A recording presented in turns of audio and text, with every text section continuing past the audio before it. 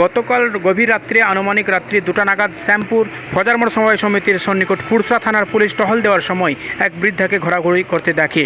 তার কথার অসংলগ্নতা দেখে থানায় নিয়ে আসে, তবে রাত্রে সঠিক কিছু জানাতে পারেননি ওই বৃদ্ধা।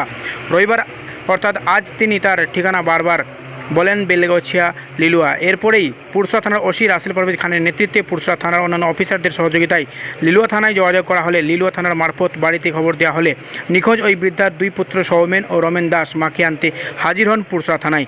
পুরসরা থানার ওসি রাসেল পারভেজ খানের উপস্থিতিতে নিখোঁজ সরস্বতী দাসকে তাদের সন্তানদের হাতে হস্তান্তর করা হয়। নিখোঁজ বৃদ্ধা সরস্বতী দাসের বড় ছেলে জানান, মা গত 9 সেপ্টেম্বর বাড়ি থেকে নিখোঁজ হয়ে যান। বিভিন্ন জায়গায় খোঁজাখুঁজি করার পর 10ই সেপ্টেম্বর লিলুয়া থানায় নিখোঁজ ডায়েরি করি। মায়ের ব্রেন স্ট্রোক হওয়ার কারণে মা সাময়িক মানসিক ভারসাম্যহীন। প্রায় 6 দিন পর মাকে খুঁজে পেয়ে ভীষণ খুশি দুই সন্তান।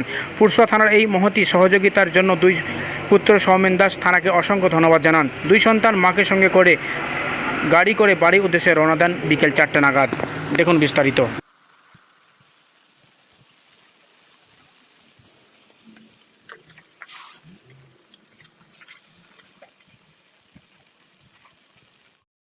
কি বলবেন, আপনার মা তো নিখোঁজ ছিল, পুরসরা থানার তৎপরতায় আপনার উদ্ধার হয়েছে, কি বলবেন? পুরসরা থানাকে প্রথমেই জানাই অসংখ্য ধন্যবাদ। যে আমরা তো এক্সপেকটেশনই রাখিনি যে এত দূর থেকে আমরা ফিরে পাবো। তো পুরসরা থানার লোকেদের তৎপরতায় আমার মাকে ফিরে পেয়েছি, সেটার জন্য পুরসরা থানাকে জানাই অসংখ্য ধন্যবাদ। এবং আগামী দিনেও যেন পুরসরা থানা এরকমভাবেই মানুষের হেল্প করে এবং সহযোগিতা করে, এই আশাটাই রাখবো। কবে আপনার মা নিখোঁজ হয়েছিল? আমার মা নিখোঁজ হয়েছিল 9 তারিখে। আমরা জিডি করেছিলাম 10 তারিখে। জিডি করা হয়েছিল লিলুয়া থানার অন্তর্গত লিলুয়া এলিয়ায়, লিলুয়া থানায় করা হয়েছিল। আপনাদের ঠিকানা কি? আমাদের ঠিকানা 105/5 X road, Belgachia, Howrah 711108, post Netajigarh.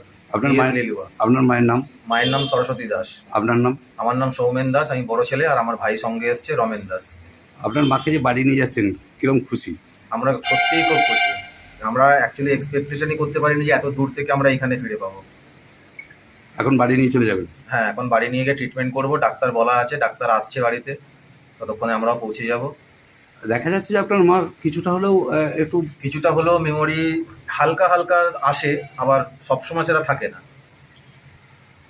সেই কারণে কি মা নিখোঁজ হয়ে গেছে? হ্যাঁ, সেই কারণে নিখোঁজ হয়ে গেছিল। কি বলবেন, আপনাদের তো টিম সেনাপতি, দেখা যাচ্ছে যে আপনারা তো বিভিন্ন জায়গায় পৌঁছে যান, এই সমস্ত কাজে আপনারা খুব সহযোগিতা করেন, কি বলবেন আজকের এই ব্যাপারে? বলবো এটুকুই যে আজকে অনেকটা ভালো লাগা আছে। উনি খুঁজতে আমাদের লাইভ ভিডিও বা এনে কিছু দেখে ওনার ছেলে আমাদের সঙ্গে যোগাযোগ করে যে আমার মাকে খুঁজে পেতে চাই। তো সেই হিসাবে আমরা অ্যাক্টিভিটি চালাচ্ছিলাম। তার মধ্যে আপনাদের আজকে থানার তৎপরতায় এরকম না হলে খুঁজে, এটা আমরা আজকে ভবঘটের উপর কাজ করছি। যতটা নিজেদের থেকে অভিজ্ঞতা থেকে বলছি, 70% মানুষ বাড়ি তাদের মানুষকে ফিরিয়ে নেন না, আর 30% মানুষকে নেওয়া যায় কিন্তু তাদের খুঁজে পাওয়া যায় না। কিন্তু সত্যি আজকে ভালো লাগা আছে যে আজকে থানার বা ডিপার্টমেন্টের ব্যাপারে কি বলবো, কোনো যোগ্যতাই নেই বলার, কিন্তু আজকে পুলিশ অনেকে অনেক কিছুই বলে, পুলিশ আজকে মানুষের হেল্পও করে, তার একটা নিদর্শন বা এটা দেখে গেলাম। আপনাদের ছাড়া সম্ভব ছিল না এই মানুষটাকে এত তাড়াতাড়ি 3 দিন বা 5 দিনের ভিতর পাওয়া। অসংখ্য ধন্যবাদ, ভালো লাগা আছে। আর আমরা যাতে এইভাবে কাজ করে এগিয়ে যেতে পারি, সাথে থাকবেন। কি নাম আপনাদের সংগঠনের? টিম সেনাপতি ফাউন্ডেশন। আপনার নাম? আমার নাম প্রবীণ সেনাপতি।